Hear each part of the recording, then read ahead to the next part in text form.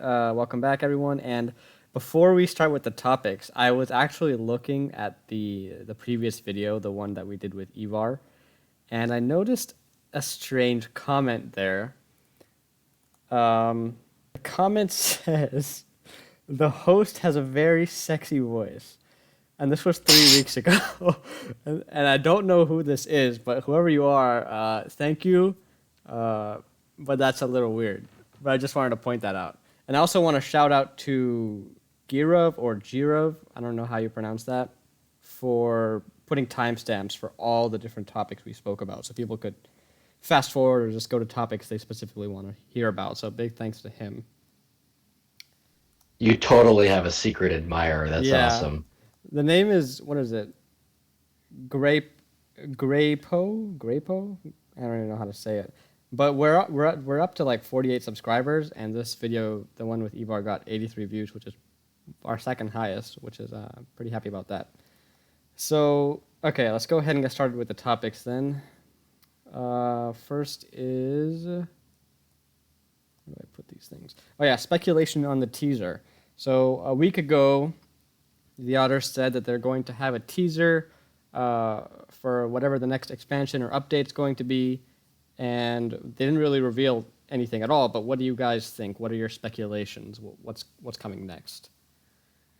My guess is that it's going to be related to the dungeons and implementing some of the changes that have been requested and some of the balancing in there, perhaps. Okay, yeah, that makes sense.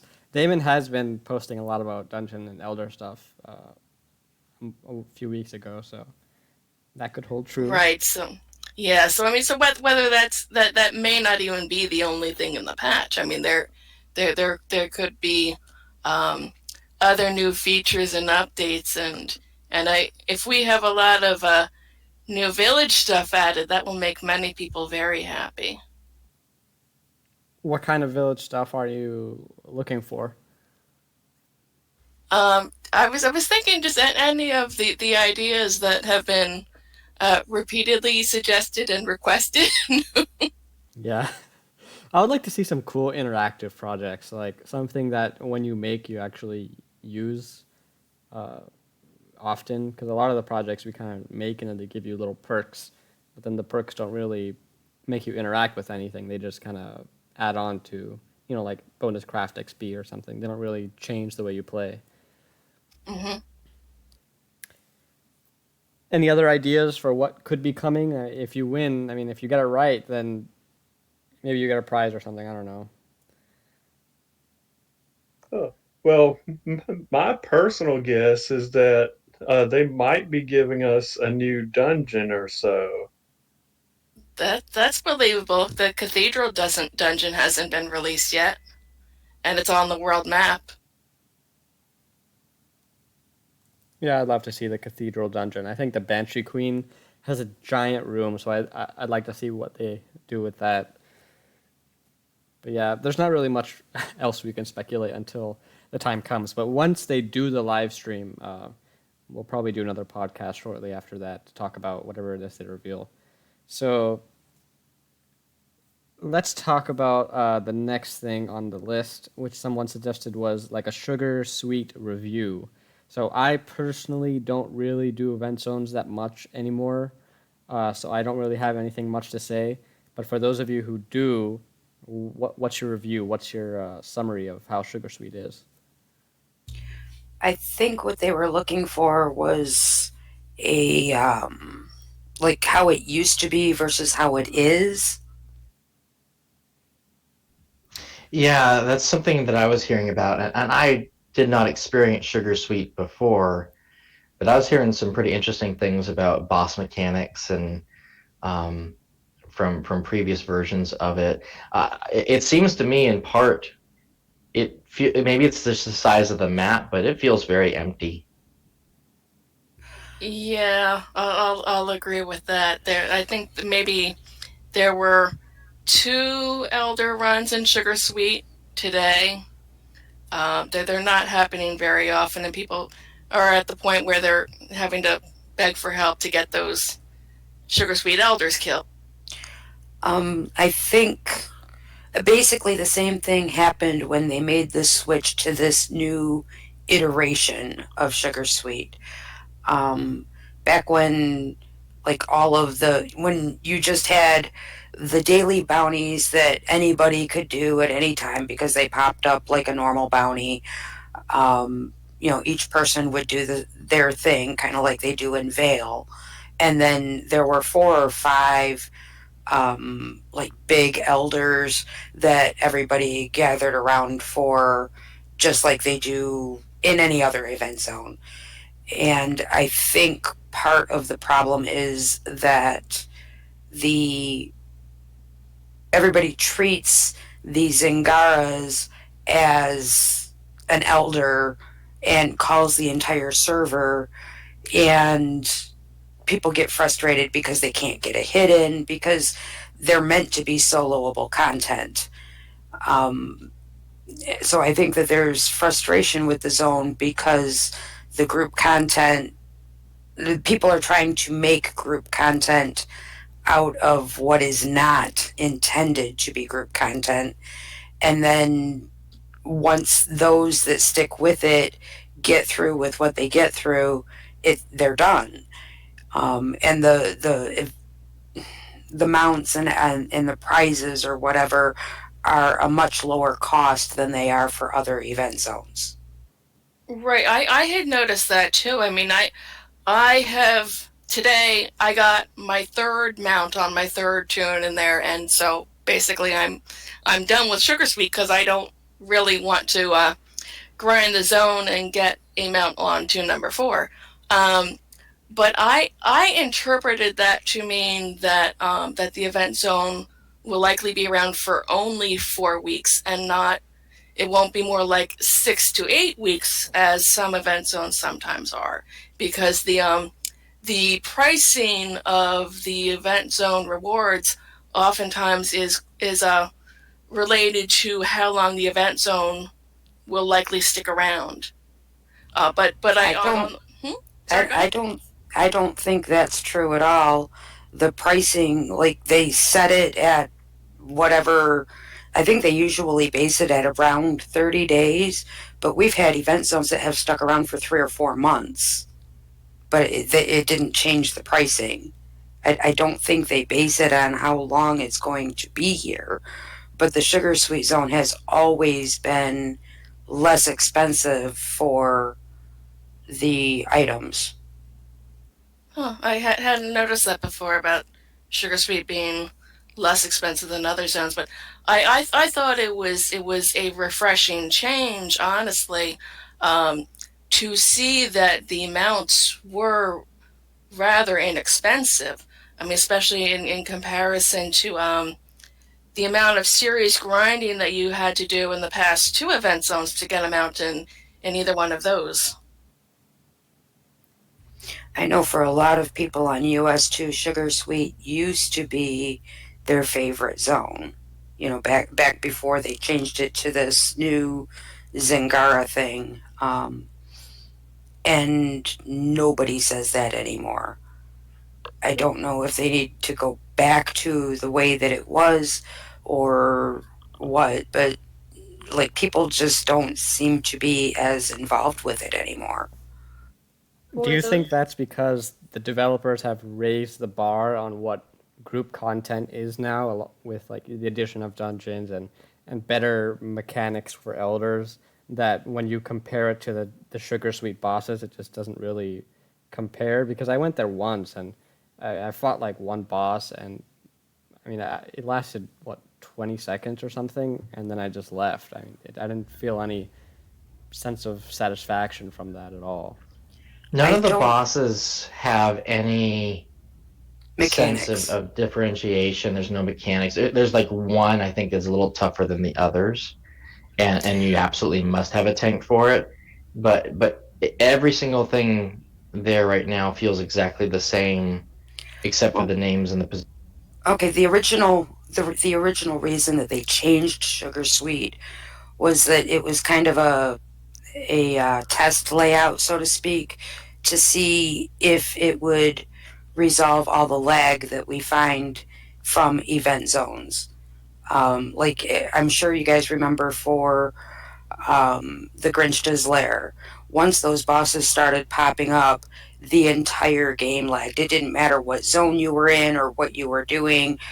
Um, the whole game would lag, and they were trying to get rid of that lag, so they brought SugarSweet in with Zingaras rather than the bounties, and there weren't, like, they removed all of the mechanics from the bosses, so there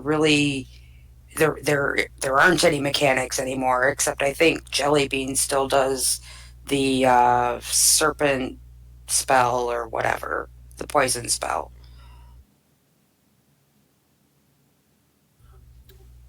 But there's no real strategy to it anymore, whereas there used to be, and with all of the other events, there's a strategy to each boss, if that makes sense.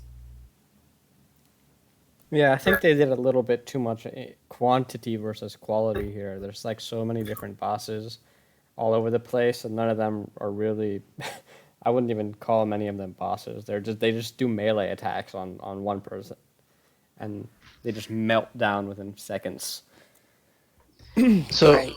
one other thing I wanted to bring up, and I think we have this problem in some ways with every event zone. We open it up at Summer's Hollow. We give them a purple quest and an arrow to follow. And you have new people trying to learn the game suddenly inside an event zone, not understanding that it's different from the rest of the game, that it's not part of the main quest. I recruited 3 people, real life friends, to come play the game this past week. And this became really abundantly clear to me when I had 2 of them almost quit because they wandered into the event zone. They had no mount. They're just walking. They hear people calling things out. They're trying to run from place to place, and by the time they get there, things are dead. By the time I found out that they were in the event zone and frustrated, I had to get in there and rescue them and tell them, get out, forget that it's here, do the other stuff. And now they're fine. But yeah, I think you're if right I about hadn't that. rescued them, they would have quit. Imp, in that I suggested on the forums a while back that maybe the event zone portal should be removed from Summer's Hollow. Give them a chance to go through the tutorial and learn the mechanics, learn the basics, and then when they get to Ardent, they can experience the event. But when the portal is right there, they tend to wander in and they think that maybe that's the main game content, and that could confuse them a bit. So yeah, I would suggest removing that portal from Summer's Hollow entirely. I don't think it would hurt them in any way, shape, or form. But along those lines, the event zones are meant to be for players of all levels, and they're not meant to, exclude people, etc. But when new players, they don't even have a mount and they wander into the event zone, and if they are working on stuff in the event zone instead of working on the main quest outside of the event zone, where they actually get rewarded with new gear, and you could make the argument that it's not to a new player's advantage to be in the event zone quite so much. I mean, my guys were ping-ponging around trying to walk, essentially, to a boss they would hear about or see or something like that. But people aren't waiting 5 minutes for these things or 10 minutes for these things, Well, they respawn within 10 minutes, so waiting for 5 minutes. The Zings respawn, I think it's 9 to 18 minutes, and then there are some of the elders that respawn after about an hour, and then the longest ones are like 120 minutes, 180 minutes, something like that. Right, but I mean, when they respawn so quickly, it's kind of hard to have people wait for them. But put yourself in the shoes of that new player, right? Oh, you don't I understand the mechanics at all. I understand that, but it just, I don't know. I mean, when they respawn so quickly, trying to convince people to wait is very difficult. Well, I wouldn't say let's try and convince people to wait. I'm saying don't put people in there straight from Summer's Hollow without horses. because I Oh, mean I see it's what a you're saying. huge zone. It's just don't do it because you will have them quit. And I would have Right. had two great people quit this week if I hadn't rescued. So your suggestion would be to remove the portal from Summers Hollow for just this event zone. I think there's others like this. Oasis is another great example of a very Yeah. spread out, very Yep. difficult one.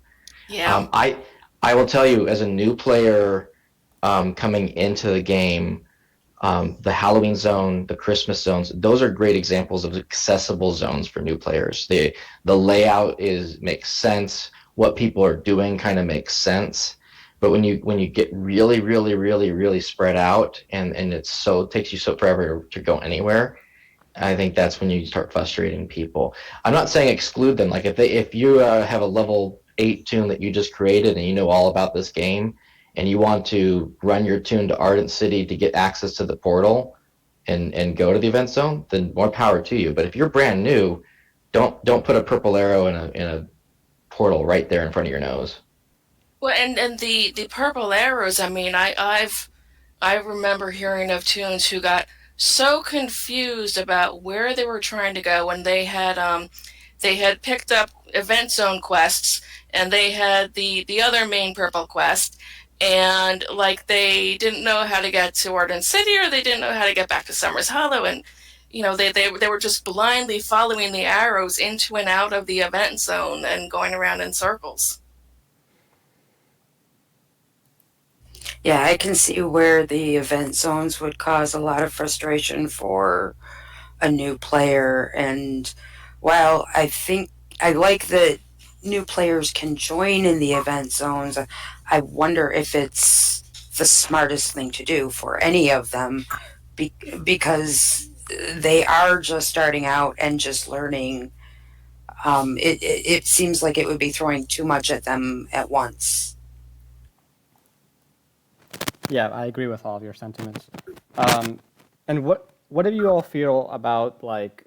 I remember in the past the event zones had problems where people would start bounties early or solo elders and stuff, and then people would have frustrations and people would miss stuff. Is that still happening in SugarSweet, or have people kind of got a structure down? It does, but everything respawns so quickly that I don't think it's like I remember the first day people were really frustrated and then they started realizing, oh wait, it's coming back in 10 minutes. So it it's not as much of an issue for this zone. But that said, it's like you can't get away from the zone because they spawn every 10 minutes. That's what I love about the Veil so much. It's because you have the ladder, one structured like activity where people group up, you defeat the ladder, and then for the rest of the day you can't do it again without getting rewards. So it's kind of like a one-time activity, and if you miss it, then it respawns, relatively fast. You can get another group. So I kind of wish that all the event zones had something similar to this structured, like one core structured activity that people would group up, do once a day, and then they would just kind of be done for a while, until the next day at least. Yeah, I think that, and the same. I think the same thing kind of goes for the Halloween zone, where you don't have to spend all of your time there. But yeah, with Sugar Sweet, it's like, oh, everything's spawning again. We have to do this again. And as soon as you get done with them again, oh, they're spawning again. We have to do them. You know?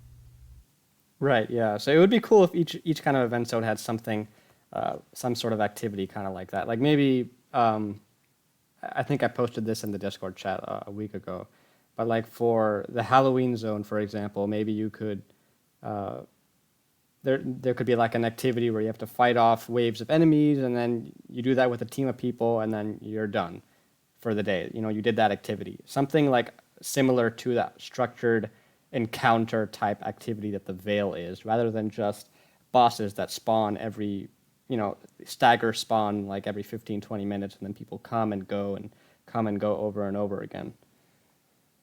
I think the problem with doing that with all of the event zones is number one, it kind of makes them all the same.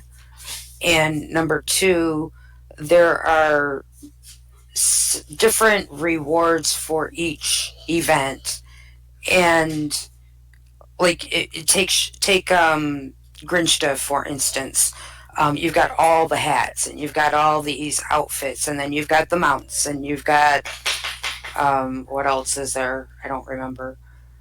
Um, but I mean, you've got the different things there that you're doing, and if you could only do everything once, there's no way to get the items that need to be gotten or that people want to get. Whereas the way that they have it set up right now, where you can, if you want, go in and kill them more than once, you're free to do that.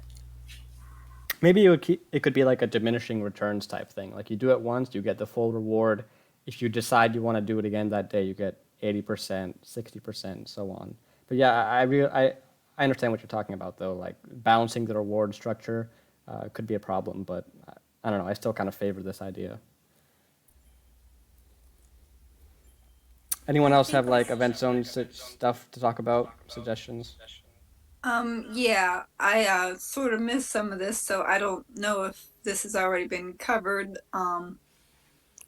But I was thinking one of the problems with the event zone is like the first week it's a madhouse, and then it peters off. And the last few weeks, people have to ask for help. It's empty and stuff because people have already gotten their event currency. They've already gotten the rewards they wanted. I was thinking, what if instead of just like there's one-time quests and then there's daily quests, what if there's like a weekly quest, which will keep people coming back each week, and then the weekly quest has its own separate rewards, not event currency, but like its own thing that you can get, different one I each like week. I like that, except for the fact that I don't like the fact that people complain that I didn't have time that week. I like the idea of the weekly reward, like in addition to just your daily quests. I mean, whether the weekly reward gives you more of the event zone currency or whether it gives you a separate type of reward, I think a weekly reward is a cool idea too. What do you all think about the current player cap for event zones? Like, I know you said the first couple of days are a madhouse, where everything's like everyone's running rampant through the zone. What if there was like a smaller player cap and you couldn't instance hop? Because right now you can swap instances if you wanted to, so that could create problems if the cap was smaller. What if it was like 30 or 40 people at most, and then if it went over that, it would start a new instance? Would that sort of contain things and make things a bit more manageable in terms of group size, or would that kind of separate people that want to be playing together? In Based on my experience, the first week or so of the event zone is always a madhouse, no matter how many or how few people you have in there. It's what people are going around. You have new people to event zones in general, new people to a specific event zone. People don't know the boss mechanics. They don't know where they're going. They don't know the map. It's there's just so much that you can't correct or plan for in advance, I guess. Yeah, I think what I mean mostly is like if you just have a cap on the zone itself, so that instead of having 80 people or however many people running in there at once, it would only be around 30 to 40 in each instance. So it could be a little bit less of like a giant crowd, a horde of people. I could see that it might make it a bit easier if instead of having a second instance form at 50 people, a second instance formed at 40 instead. Yeah, yeah, something like that is what I mean. But Yeah. it's also an issue that kind of the rush of when a event starts, it's really fun actually. It's a lot, as a new player, it's a lot more fun to have the hordes, especially like in Oasis, all together playing. Like that's really fun. Okay, yeah, I see your point. Yeah, I wouldn't want to take away from that. I know it's like a double-edged sword though, because it is a lot of fun to see a giant crowd of people, but then I think also maybe for mobile players more so, it can be very difficult to actually see what's going on when there's like 80 people around you. On US3, we also get really competitive around the instancing of event zones. Once we are able to instance it, then we try to game it to where, all right, so we killed all the bosses in instance 1. We had instance 2 held open. Now we all moved to instance 2 and we kill them all again, rinse and repeat for hours on end. It gets competitive. And also, as a new player, we need the hordes to really understand what's going on. I remember I almost gave up on Oasis. I started at the tail end of last year, and I was so lost. I was so confused. I didn't understand what was going on. And no matter how simple you make the text, it is still confusing for someone that's new to the environment. And only because of the community, other players that helped me along is the only reason I stayed in the game.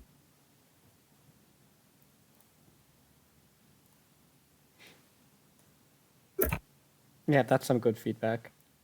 Does anyone else have anything in regards to event zones or SugarSweet that they want to add? Sorry, I'm kind of trying to work on something else, so. No worries. Have you talked about how hard it is to see the bosses in SugarSweet? Not yet. What do you mean by that? They really don't stand out at all. I mean, especially say Butterbar or whatever, when they're in the trees, you can run right past them and not even notice. Those zings that they have in the game really stand out. They really pop.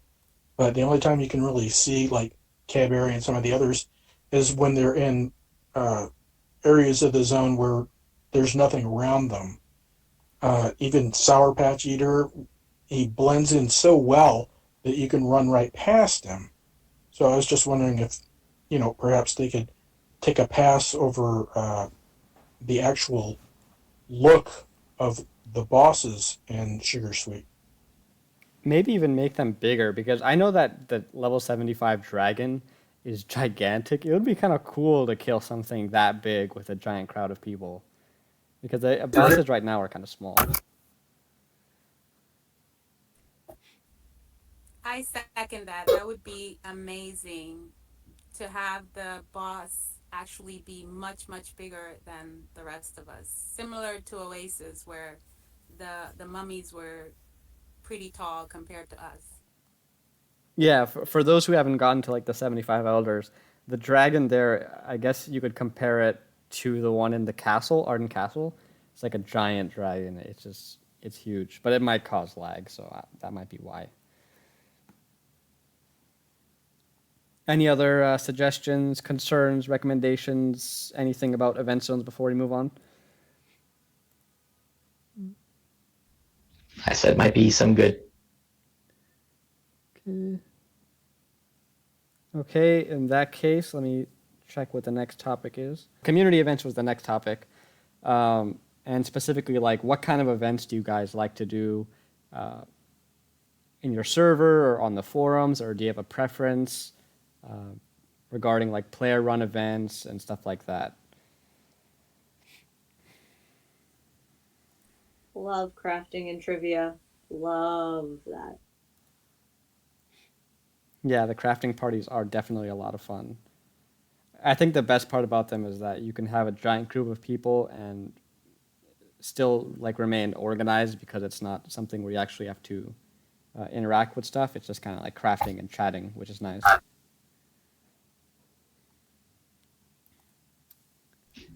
What about Something new. Yeah, go for it. What were you saying? I was gonna say something new that started on US3 recently, and I don't know where the trend came from, but it's pretty epic. Is like these pay it forward kind of crafting parties. I don't think that's what they're calling it, but it's essentially like someone starts one, and when they run out of crystals, somebody else shows up with more crystals, and then after that person runs out, somebody else shows up with more crystals. And it's been like, I think we had a 5 hour long crafting party one Saturday about 2 weeks ago, is what I heard. Wow! That's awesome. That's great. 5 hours? Oh my goodness! And like I'm on chat right now, and somebody was just asking me like, how long is your crafting party that starts in 90 minutes? I'm like, it's an hour. And I could just sense like the disappointment, right? Like I'm competing against these 5 hour crafting parties. I'm like, hey, come to mine. I got an hour planned. But how many people during that 5 hour period are crafting at the same time? Because that's the most important thing. I don't want to be in a crafting party where there's only like 10 people. I have no idea, but I heard about them and they still sound awesome. But yeah, I get what you're saying. Having the big crowd is part of the fun. Having something going on during it is also a big part of it.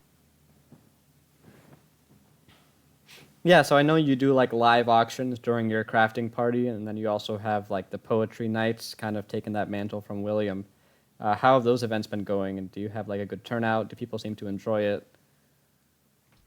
Yeah, the live auction is a really amazing event. And I can't mention live auction in all fairness without, we mentioned William and credit for him for coming up with some really cool ideas. I'll talk about those in a second, but the I think the impetus of live auction was an idea I think came from Jeff Mack and K-Man, but it's a really fun event in which we take really amazing items that we try to crowdsource from the server and from other places. We get like crown items and things like that, and we start them off really low and have players bid on them during the crafting party.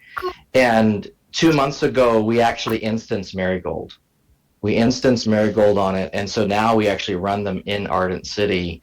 And we have to burn 2 crystals at a time to get all the people packed in there to be at the live auction. But we've got one we're going to do here in about another hour and 20 minutes. The other really cool events that have nothing to do with the crafting party, they're just community events, social events that William started on our server is things like the poetry event. We go to Summer's Hollow. People go up on the stage and they share a poem, either one that they wrote or one in which they looked up or it's important to them.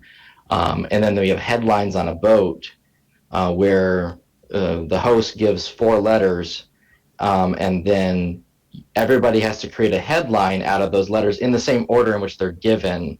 So you make a headline with 4 words out of the 4 letters. And in both those events, everybody that participates, they get a prize, and they're just fun. They're different, and they get you away from kind of, the day in and day out kind of stuff. And I think for poetry and headlines on a boat, poetry we get maybe around 30 people, and a lot of them just sit there.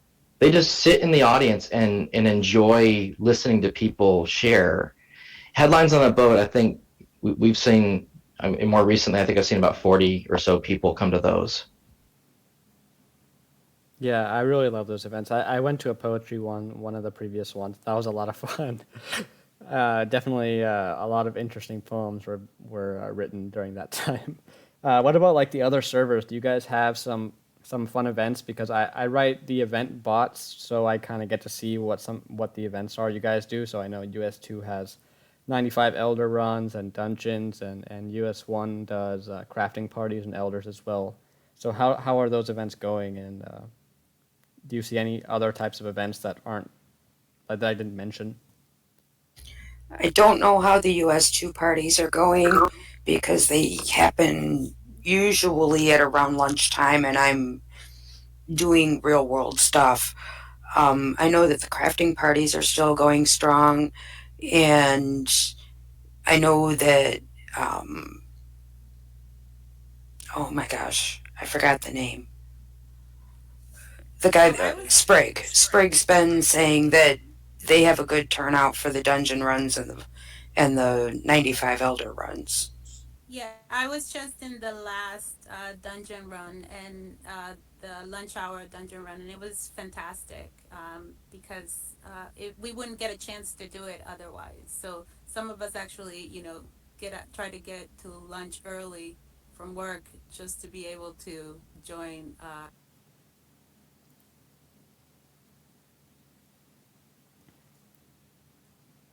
Yeah, that's great. I love seeing the different types of events people are doing. Um, what about like forum events? Do you guys what is your preference in terms of do you enjoy weekly sort of in-game activities, forum events, or some of the large-scale event committee kind of activities? Which ones do you enjoy the most, or like what kind of frequency do you like on those kind of things? I think Private Otter is always a big popular event.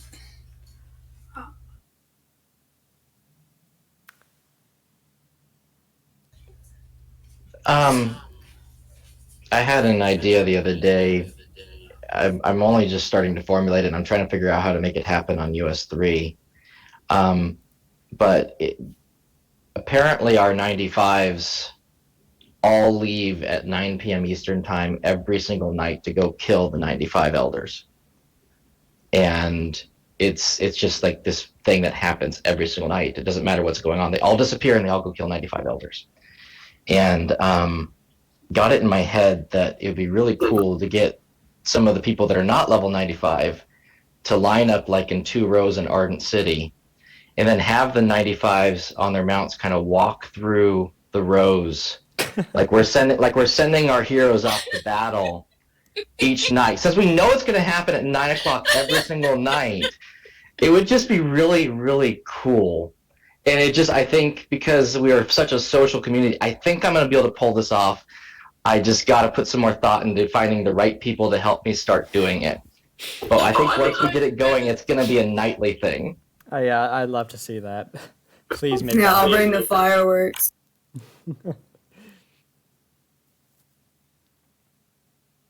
And like, I want to create a tune that, I don't know, it pretends to be the king or something and like sends them off. But I think our lore is that the king can't talk very well, so I might have to have somebody else from the royal castle come and send them off or something. I don't know. Does anyone else have something to add on the topics of community, like player-driven events or forum events or stuff like that? I would like to see. I haven't thought about it yet, but sometimes on US2 we have certain issues with our non-English speaking brethren or the question mark box. It would be interesting for us to think about something where we could reach out a little bit. I know that the language issue is going to be a problem for a bit longer, but somehow finding ways to communicate. We're very limited with the icons available in order to interact with that. That's a topic that's been weighing on my heart a lot lately. Um, and one I was actually going to try and reach out on the game suggestions forum about is there a way for us on the iPad or other platforms to get away from all the names with question marks? Because in some ways I think it's dehumanizing, and it makes you more easily and more readily able to kind of separate yourself from them. Like, hey, I can't talk to this person. They don't even have a real name. But I think on US3 we've had some problems with that too, where people talk about them like they're not even there, like they're not even in chat. Like, hey, they just went and polled again, and oh, it's them again. And I get the fact that maybe English is not their first language. I guarantee you they're reading that and they're feeling that, and that I feel like that's got to stop, and we got to find a way as a community to stop that. I totally agree. I mean, I'm able to switch languages in my computer, and I bet you most of them can too. And we definitely have this them and us situation. And some of them on US2, they East Coast time, they start the day earlier than us, than East Coast. So they sometimes have killed everything before us. And we always have to remind each other that, you know, they're at a different schedule than we are. So, of course, they're going to do their run, unfortunately, shortly before we log in. And this was a great issue during the Halloween event. Not so much in this event, but I mean, there has to be just a little more ways to communicate. Like sometimes we point at things and they join us, you know, whether it's an event zone or not. I've seen games where chat has an automatic translation function. Like there's this little button beside the speech, and I mean the translation is as bad as you expect an automatic translation to be, but it's better than nothing. And all sorts of languages are right there in chat. Every language out there, and there's a chance at least for you to understand what somebody halfway across the world is saying. That's not true. The way that the game is set up, if you're set on an English translation, you're only going to see chat from people who have a language that uses the same characters as the ones that are in English. If they are using Yeah, different, PD, if I can just interrupt you for a second. Yeah, I wasn't talking about VNH. I was talking about in other games. oh, sorry. I've seen this. Yeah, I know the Chinese community that you speak of on US3. They're awesome because they join in the 95 Elder runs pretty often, and whenever they're there, it's like pretty much guaranteed gold. They carry all of us on their backs, and they're like double our damage, so we always get gold whenever they're around. So it'd be cool if there was a way to communicate with them a little bit better. I know that they actually do use Discord, and I actually spoke to them a bit on Discord. Like, they would share their build with me, like give me some advice and stuff, which was actually really awesome. So if there was a way to be able to do that in game, I'm all for it. Yeah, I'd really love to be able to communicate with people from other countries too. And I think at a minimum, you made an excellent point about the name situation. That has to be addressed as soon as possible. It is very dehumanizing for them to be just question marks. And I'm sure that I guess we're question marks to them too. I have no idea. Okay, so yeah, we got some pretty good feedback on community events and stuff like that. Does anyone else have something to add before I move on to the next topic?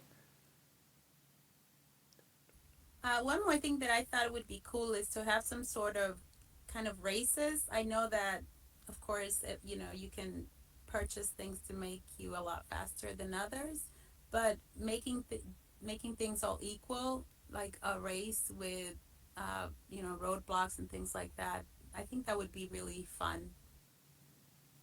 Yeah, I like races a lot, and you can use commands in game like /jog or something, which can automatically make your speed a default number so that people can compete on equal terms. So maybe that could be like a player run in-game kind of event. Like, you know, we'll see about that. But anyway, the next topic that I have someone recommended to me was server differences and how do different servers differ in their wants and needs. So do you think that each server is kind of distinct, or do we all kind of have the same mentality on what we want from the game or what we'd like to see?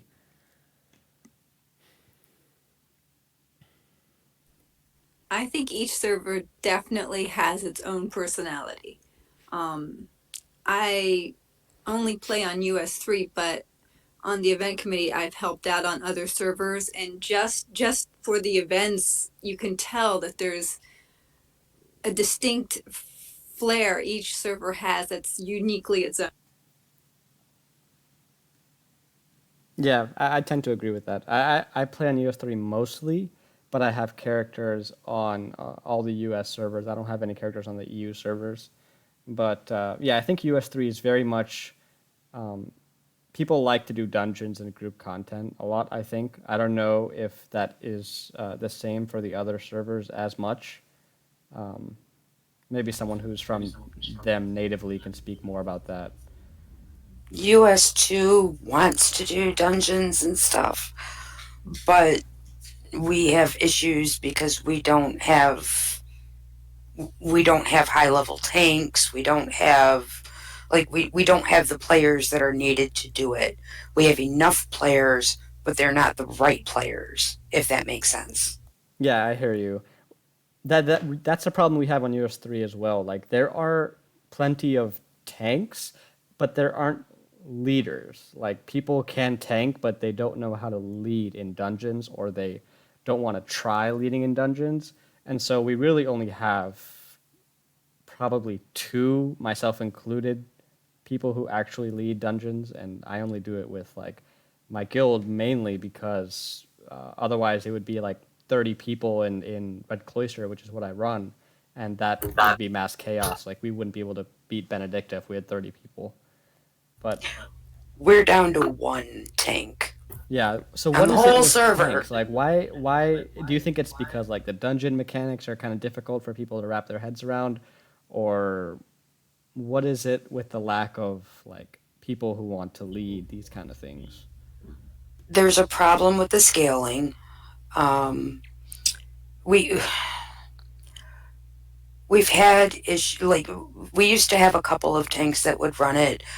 Um, we had one that ran a dungeon last Sunday and got DC'd at the last boss, and he said that he's done. He'll never run it again.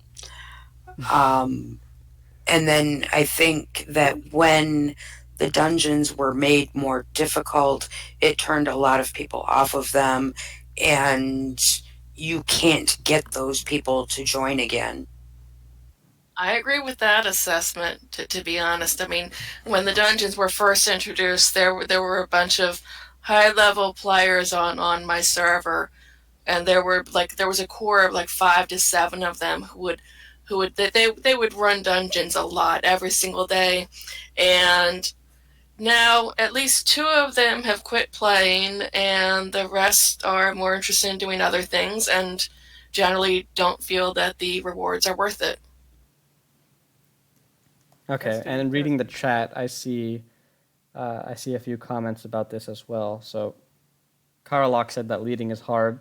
Yes, leading is extremely hard, especially I think if they maybe simplified some of the dungeon tasks, it would be easier because a lot of it's like do A or B, do C or D, and then you kind of have to figure things out on the fly, which is kind of difficult. So maybe if it's like a bit more linear, just kill this bounty, this bounty, this bounty, people would be more willing to give it a shot.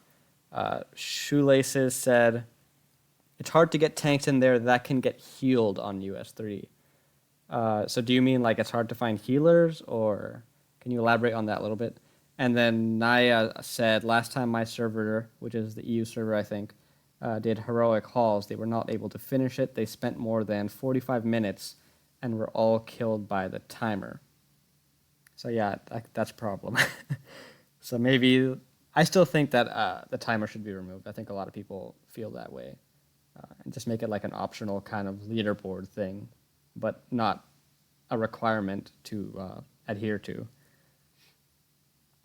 And Irish Elf also said, we pretty much stopped running dungeons on US1. Why is that, Irish Elf? Is that also because of lack of tanks or a different reason? She's typing. Okay. Yeah, because I really think dungeons are a great way to bring people together, because other than that, there's really not much group content. Like event zones are great, but you don't really have to work together that much. It's mostly just standing near each other as you fight something. So I think dungeons are a great way to get people to communicate. I would really like to see the scaling fixed. Like, if you've got level 30 players playing with level 90 players, it gets way crazy. Things are much more difficult. If you've got a level 30 player and a level 90 player trying to do the dungeon together, if the tank is not level 95, it's not going to happen. Yeah, even as a 95 tank, like I've actually lost aggro, like to some of the top damage dealers because their damage is just off the charts. So I can't even hold aggro against some of them. but when we do run, we mostly run Red Cloister because I think that's a little bit easier. Um, but it took a while to get like the feel of it down, I'd say, but we kind of have it in a routine by now to the point where everyone kind of understands what their role is and not to loot keys and stuff. But it was a problem when we were first starting out. So we have a few new comments. Iris said that the red cloisters are so confusing. If one person doesn't get both keys, you just have to give up.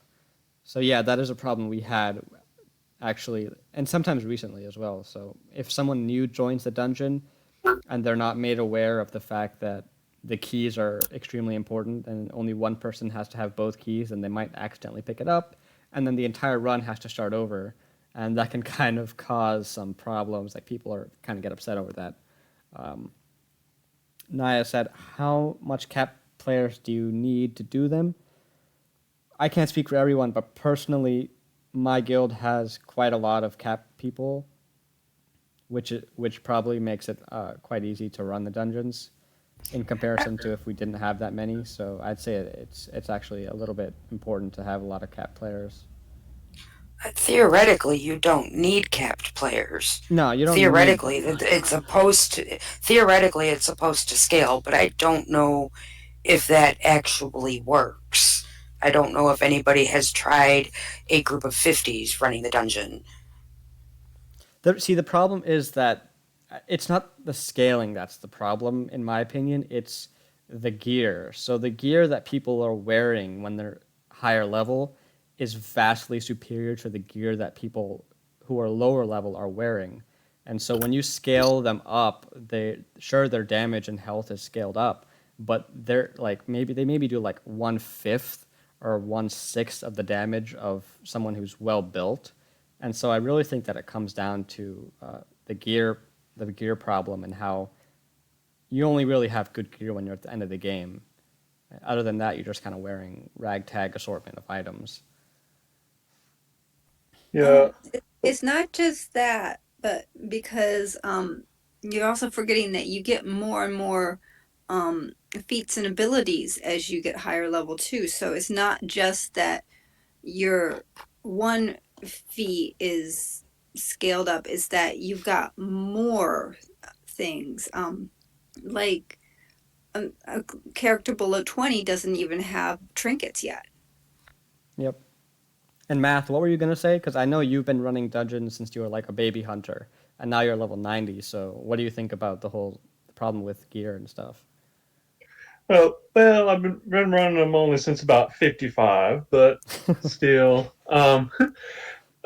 like my feeling about the dungeons, I feel like the dungeons are more, the way they are now, they seem to be designed for an average player base that's a bit more experienced or skilled at an MMO like this than the people that we currently have.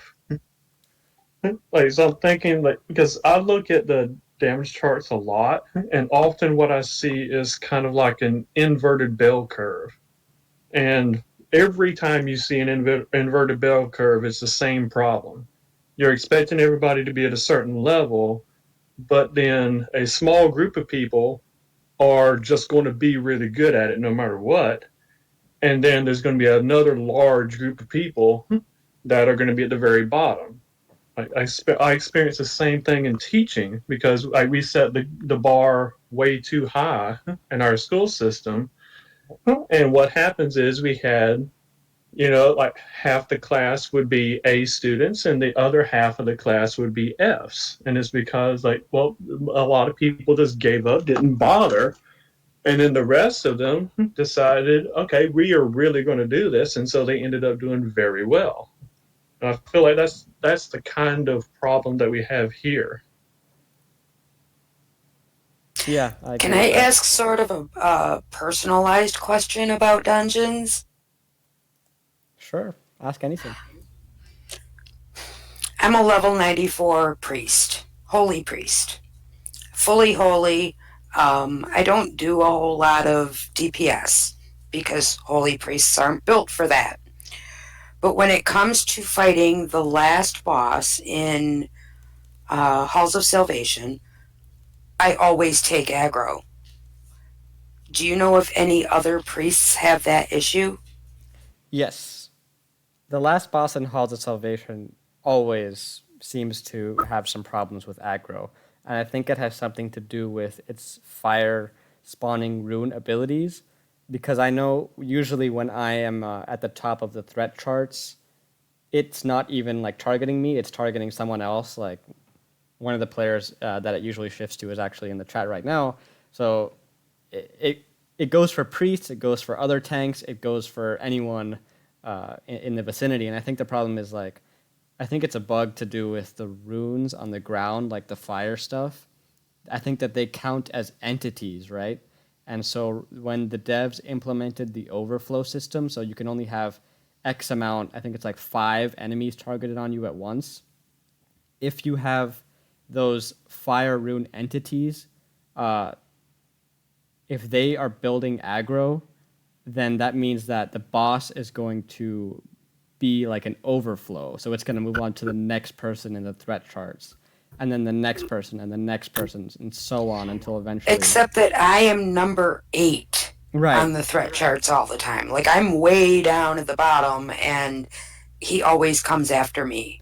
Yeah, so I think that's because maybe it's like the quantity of the fire runes are coming into play there. So like, if it's only 4 or 5 entities per person, and there are enough fire runes to count for like each of the people in your party, then he might eventually just roll all the way down to the bottom of the list, which is you.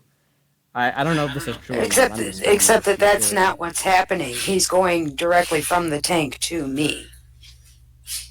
Yeah, so he's not rolling to other people. So I was just wondering if other people have noticed that. Somebody said that they thought it was something to do, like he was just mainly going after priests. But I can't do a bug report because we can't figure out what's going on. The last time I fought him, he stayed on me the whole time. And it's also the one time that we had so many people that he didn't spawn any fire runes at all. So I still think it has something to do with that, but I can't be sure. But yeah, maybe it's worth the bug report. Okay. Well, if I could figure out how to do the bug report, I would definitely send one, but I haven't been able to figure it out yet. Yeah, maybe, hopefully, I don't know. Next time it happens, I'll try bug reporting it. All right, let's see what other people have been saying in the chat. 1 sec. Let me scroll up. Shoelaces said, wait, no, let me scroll up a little bit more. Okay, so Basha said, I find trying to chat on mobile limits my desire to try leading. So yeah, I think that is a pretty important statement, since the dungeons require quite a bit of communication on the tank's part. Sometimes, like, I know I communicate pretty often when I'm running Red Cloister, like, follow me when I do this, or I'm going to pull an enemy or something like that. So maybe if there were some sort of quick chat commands for mobile that you could customize, and then you could sort of pull up and use whenever you wanted, maybe that would help. I don't know. Well, and once again, to hammer the point home again, being able to filter the pop-up chats for mobile is necessary, because as it is, I see absolutely everything. I've run Cloister with you several times, just a couple days ago, and I get the trade chat, I get world chat, in addition to and if you say something and I need to know what it is, I have to stop, open up the chat fully so that I can go to the local chat and read what you said. So I can't imagine trying to lead with that kind of mobile chat system, because it's already so difficult just trying to follow. Yeah, I think if the filter, because right now the filter already applies to like your general chat, right? So maybe if it applied to pop-ups as well, that would fix it. Well, as it is on mobile, you have the choice of on the left hand side to see absolutely every chat, or to turn it so that you can click on each individual chat. You don't have the choice where you can say, I just want to see local and guild, and have that Ah, carry over to the pop-ups. And in the regular chat, you either see everything or one channel at a time. And in pop-ups, you don't have any choice at all. You see everything all the time. okay, yeah, yeah.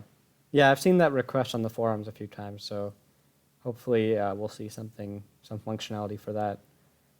Some other comments. Shoelace has said, what about dungeon gear?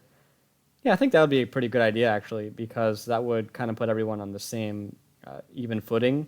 So if everyone had to kind of build up their own dungeon gear, um, then you wouldn't have like a giant gap between player performance. So I kind of like that idea, having dungeon gear. But I think that we could really use like a loadout system, like how the wardrobe is for cosmetics. If we could have a loadout system for gear and talents, that would probably help a lot. Shoelaces also asked, what is aggro again? So whenever the enemy is attacking someone, that means that they have aggro. So someone already answered that. Yeah, somebody. What else is there? Macro commands. Yeah, so I everyone. like Teth's idea there, the macro say commands. Being able to create a button or something with macros so that way you can have common things already keyed and ready to go. A lot of games have that, and it's very helpful for people that maybe are not, talking in voice chat or something like that. Yeah, that'd be a good idea. A target for healers. So I can actually shoot the enemy and still find the tank again. People have mentioned that over the years that a lot of games have a a mechanism where the healer can target the tank, but if the healer is throwing off offensive spells, it goes to the tank's target. And I think that would be cool. Oh wow, that would be amazing.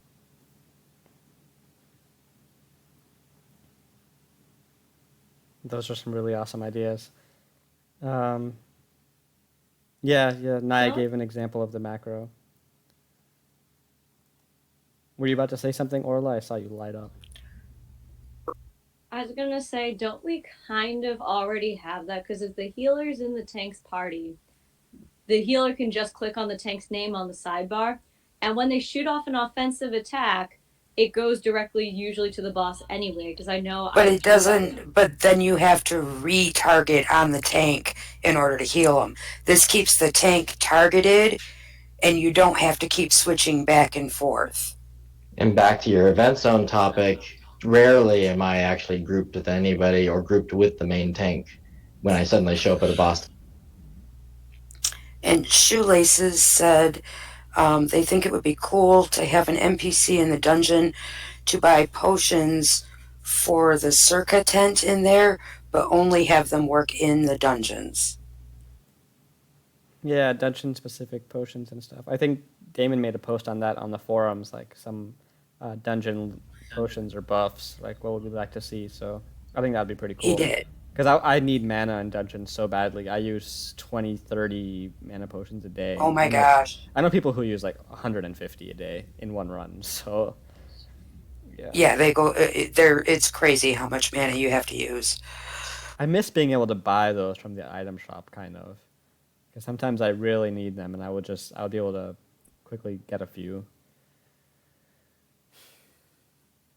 In Guild Wars, we could draw lines on the mini map, like an arrow point the way, or circle something. Yeah, that would be pretty neat as well. Also, it'd be cool if the tanks could like highlight an enemy, and so everyone else would see the enemy highlighted and know that, okay, I have to target this enemy specifically. So that would be useful for like the Templar bounties and stuff. Yeah, a lot of great ideas here. You guys should make sure to post on the forum as well.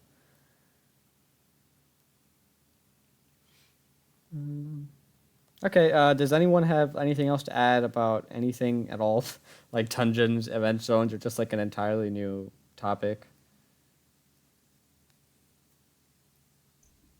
I was disappointed that my grape hat looked like grape. I was really hoping that it didn't look like grape, and I bought a grape hat, and it looked like grape. That's just terrible. What did you expect it to look like? I'm just saying, I mean, isn't that pretty much like half the feedback we get on things sometimes? I love my grape hat. I totally love my grape hat because it goes perfectly with my purple. I'm glad you like your grape hat. Okay, so I know the polar bear has been a bit controversial on the forum. I know some people like the way it kind of waddles around, and then some people want it to leap and bound. Where do you guys stand on that? I like the waddle. I think it looks too derpy for words. I really like the bear. I don't have the bear. I don't actually want to have the bear on my character, but I love watching everybody else running around with their bears. And I did buy a bear for a friend the other day because he had a bear. He was a bear in WoW, and I was like, "Here, you are supposed to be a bear. Here's your bear." I want a bear on my head. I love the bear, I do. You know, I've realized, I think that since how your tune sits on the fungi mount has changed, I used to love the fungi mount. Now my new favorite, I think, is probably the polar bear mount, because there's something so quirky about how it moves, and it's cute. What are you talking about? He looks like he's drunk. I love how my Yeti jumps and my Jade Gargoyle. The way they jump, Yeah. I could stand there for an hour and just jump slowly back and forth with my Yeti or my Jade Gargoyle. I mean, I just love those things. Jetties are a total hit. Every single color, fantastic. Yeah, I regret not getting that. I really wanted it, but I kind of missed the window of opportunity there. Next year. Yes. I have to ask though, is there a conspiracy in which only my alts get Ardent mounts, the Ardent Society mounts, and my main doesn't get any at all? Because I think my alts have like 6 mounts now, and then my main hasn't gotten a single one. I'm pretty sure there's something wrong with that. I have that same issue. My main every day gets either an HP potion, a mana potion, or supplies. That's it. And then my alts get the other stuff. Y'all are Mine paranoid. do too. Y'all are paranoid. My main gets the mounts, and my alt gets the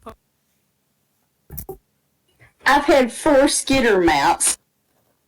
That's all on one tune, right? Yes. I love it. Oh, and since we're on the topic of cosmetic stuff, quick detour onto like the poll question, which is about outfits. What kind of outfits do you guys want to see in the game? Do you like more traditional medieval fantasy stuff, or do you prefer some of the more holiday seasonal type outfits? I like the creature outfit. I want to be able to dye things. Oh yeah, dye stuff. That'd be cool. Ooh. Because I know I prefer like the traditional medieval fantasy type outfits, but I know that the seasonal ones are also quite fun to have. So I was just wondering. I want more outfits with I guess more of some of the particle effects. Like I think there's that one outfit you get as a new player, and I'm trying to remember there's a couple of like gloves where they have the stuff spinning around, things like that. Oh yeah. I would love to see more things like that, but definitely the traditional. I've got a few things that are holiday and they're great. I only wear them at the holiday. Like, when am I going to wear my Halloween masks except for like events or something? I don't know, but I love the traditional. Yeah, same. And I really like the glowing stuff as well. Like Shadow Priest has some cool black and purple armor, and then it has a giant glowing sigil on the armor piece. I really like stuff like that. I like the piece that you can get in the arcane. The Rift toy? Yeah, I think it glows over your head. Yeah, that's a pretty cool toy as well. I like That is an awesome toy. And if you use it on a mount, you're also like floating on the mount. I thought it was a hat. I didn't realize it was a toy. Oh no, it's unless we're thinking about different things, I think it's a toy. Yeah, the Rift toy for 1,400 gold after you complete the Rift. That's right. Wow, we have a lot of people this time. I announced it like early morning today, so I'm surprised we got a pretty big turnout. I'm out of topics. I went on US2 and reminded everyone to log in. So I think we should have done that thank for you. each server.